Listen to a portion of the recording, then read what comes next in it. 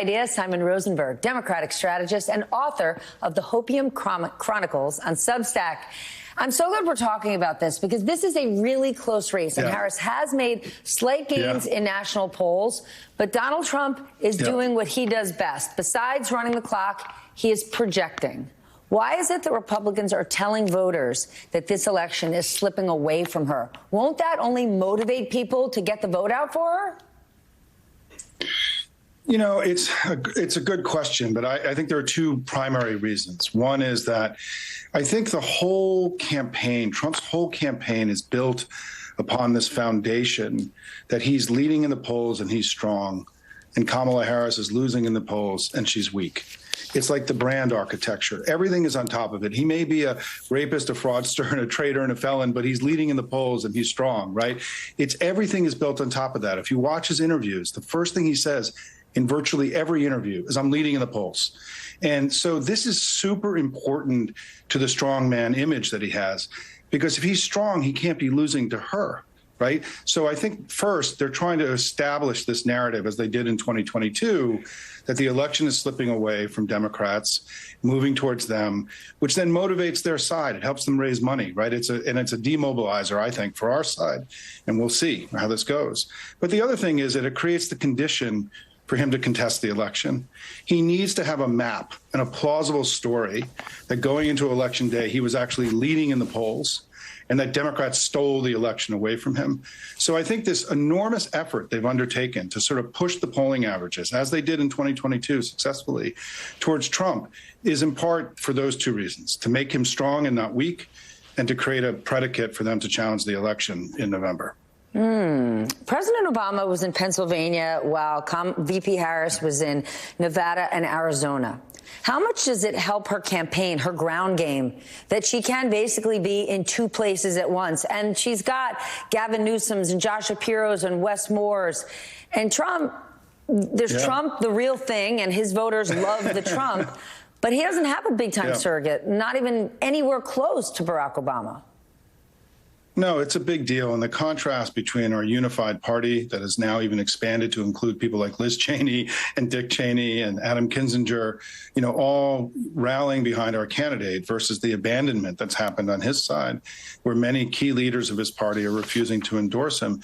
It's a big deal. I mean, I think in the close election, to your point, right, it's a very close election. I think we're ahead in the national polls. We're doing better, in my view, in the battlegrounds. All this stuff on the margins, it really matters. And part of what Democrats are doing now is we're doing everything we can to push the early vote as far as we can. Because in 2022, we really won the election in the early vote. We ran up the score so much in those battleground states in the early vote that it was hard for the Republicans to catch up.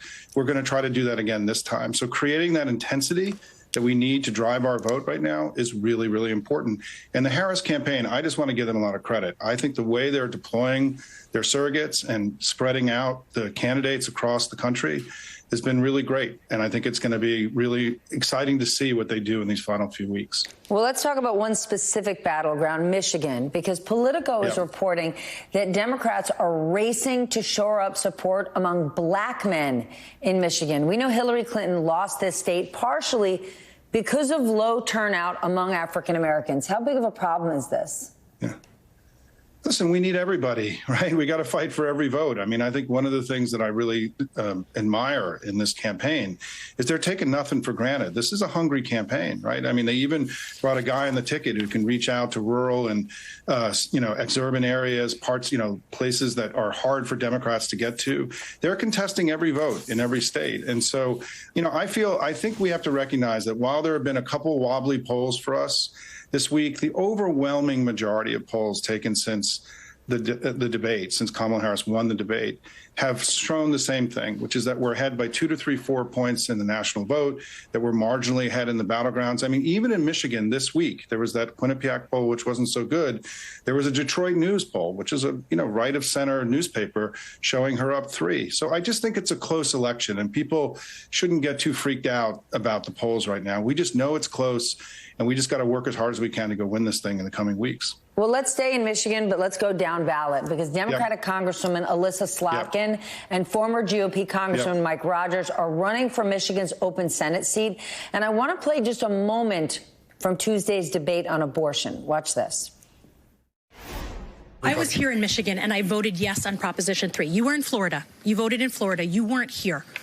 For some people, this issue is a talking point. He's put his finger in the wind, and he says, now I can't win if I don't, look good on this issue. And so he's changed 30 years of being unilaterally pro-life, of never breaking once with his party on this issue, right? So it's not a talking point to women.